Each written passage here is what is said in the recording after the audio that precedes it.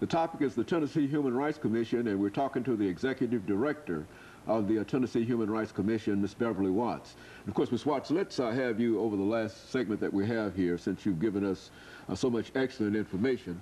Let's have you to think in terms of the future of race relations or human relations, or however you wish to describe it, in this final segment, and as to whether or not we need to take some additional action in order to legislatively fortify some of the things that you have facing you. Okay.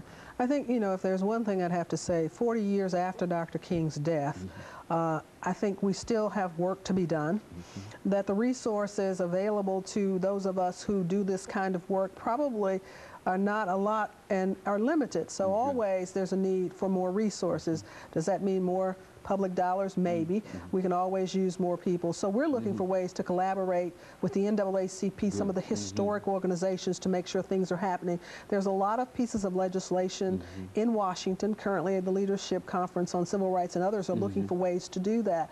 I know that the Leadership Conference is looking at trying to redo the Civil Rights Act of 1957, review it, revise it, and update it. And that was the bill that created the U.S. Commission on Civil Rights.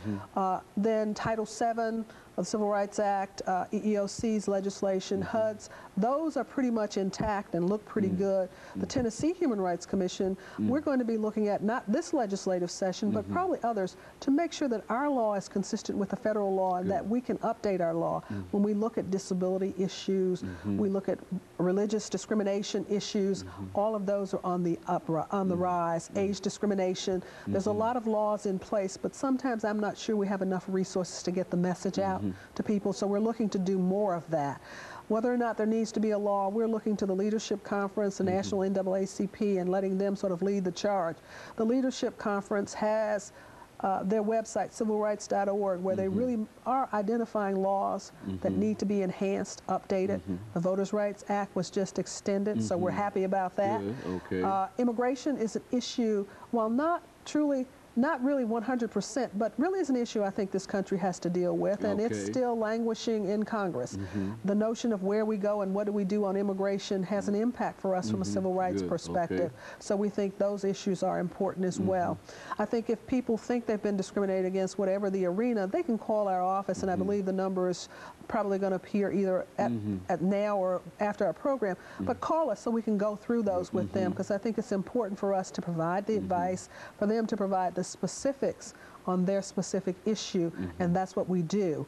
Now, if I always had a magic wand, we'd always want more people so that we could respond to the issues that are raised. Will we get that? Probably not, so we have to be realistic. I think the other thing for us is that this year, the legislature is reviewing us for sunset. Every Tennessee agency, with the exception of a few, has sunset legislation, so we have to be reauthorized every so often. What does that mean for your organization? What that means is that every agency goes out of business or is set to expire, if you will, unless the state legislature extends us. For us, our date for expiration is June 30th, 2008.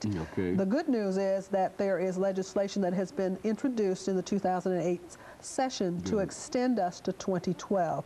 So we'll be going before the legislature, telling them who we are, what we do, how well we do it, and responding to some audit issues, and hopefully getting an extension to that date. So that's what that means. But they have the ability, the law is so written that they have the ability to simply end the Tennessee Human Rights Commission at their discretion as the legislature. Right, and it's written in on every 5 to 7, every 3 to 7 years is really what it is, every 3 to 7 years. So we're looking at that. Well, now, what would be the justification for such a law? All of the agencies in Tennessee, and the legislature has written it into the law. Some states have it, some don't. This is one. So it's not just us, it's every agency, but I'm talking only about our agency at this point. And they would just review and decide whether or not what needs to that happen. you're really doing what you're supposed Exactly. to do. And that's that you're really what making it is. A very, very positive impact rather than a negative impact. Exactly. And it's an evaluative process, and it gives the legislature an opportunity to evaluate our performance, how well we're doing, and how well we're going to do things in the future. So. You talked about sending out investigators. Give us some information relative to that. I mean, these individuals who go out and determine whether or not a hotel or a house or whatever is not doing what it's supposed to do. How are those individuals selected, and what are some of the criteria that they look for? We're looking for someone with an ability to analyze facts, to determine issues, and evaluate whatever information they have, both from the complainant and from the respondent, who may be an employer, housing provider, or a provider of public accommodations. We have 9 employees who work in employment and 6 who work in housing. And they actually investigate cases and determine based on what we get. Complainant says, I was not promoted. Someone else was promoted. Okay. And I wasn't promoted because I am a female over 40. Okay. And I happen to be black. And we get cases where all 3 of those elements are looked at. We may or may not find that that is discrimination. But then they come back to us and they says, by the way, I filed a complaint with you 2 weeks ago, and my employer fired me. Okay, well, that because I filed a complaint. That's a retaliation claim, and a lot of our issues are retaliation. It is unlawful to retaliate against someone because they file a complaint of discrimination with our organization. So sometimes we'll review that. Our investigative staff looks at all of the facts. What did the complainant say happened? When? Were there witnesses? We'll interview those witnesses. What did the respondent send in? We'll talk to the respondent. What did they do? If they're a manager of an apartment, we'll talk to that manager. If there are other tenants, we'll talk to the tenants in the complex. Who has relevant information? So we're like the investigative staff. If we find information that leads us to believe that discrimination has occurred, we'll turn it over to our legal staff. And they'll start either legal proceedings or they'll attempt to conciliate the matter. Last year, we conciliated and or settled, and we got benefits of over $400,000 for individuals who came to us. And that was a variety of things. Some of it was back pay. Some of it was front pay. We got attorney's fees, a variety of things, promotions, a number of things in the employment arena. In the housing arena, we got new housing. Sometimes we got their security deposit returned. So a variety of things that can be returned, and people can always go to our website too. We have a website. If you go to Tennessee.gov and look up the Human Rights Commission, our annual report for 2006 is located there, as well as our report for 2004, I believe, is there as well. And so you can actually determine how much, financially, how much money you were able to pull in for those individuals who feel that they've been discriminated against. Yes. And so you've come to some 400, almost $250,000. Right, in 2006. 2006. And some of them could be small amounts. I mean, one individual might get 500, another individual might get 200. We might have someone who got $30,000. It all depends, but yeah, but we're able to track that. And most of those are settled cases where we go in, the person who discriminated says, I didn't do anything, but yes, I want to settle the case or conciliate the case for this amount of money. And the complainant says, I agree to accept it. And we do that. We also do mediation where we'll mediate the disputes as well. Over the last 2 minutes now, we do hear every now and then some of these extraordinary awards that have been given by various commissions, judges, and et cetera. In your own experiences, what has been the largest award that you've witnessed during your career?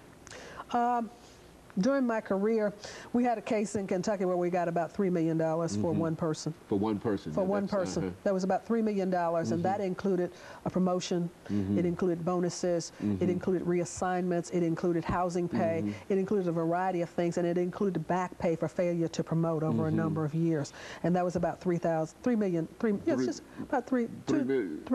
million, yes. Now that was an extraordinary... That was extraordinary and unusual at the local level. You'll find EEOC has cases that'll settle. You'll find in like 30, 40 million. Well, that's a class action. So that doesn't mean one individual gets it. It could be as many as 100 individuals or more that might be paid those amounts. But that's what I've seen. And then we had one case that settled for $150,000 to one individual, again in Kentucky when I was there.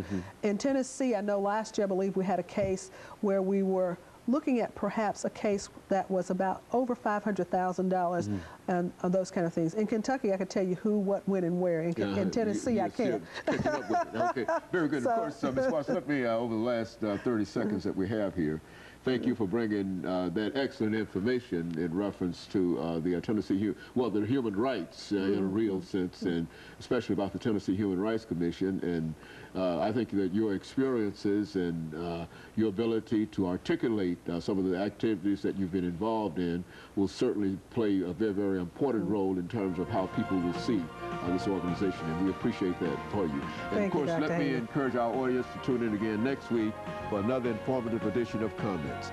Thank you and good morning.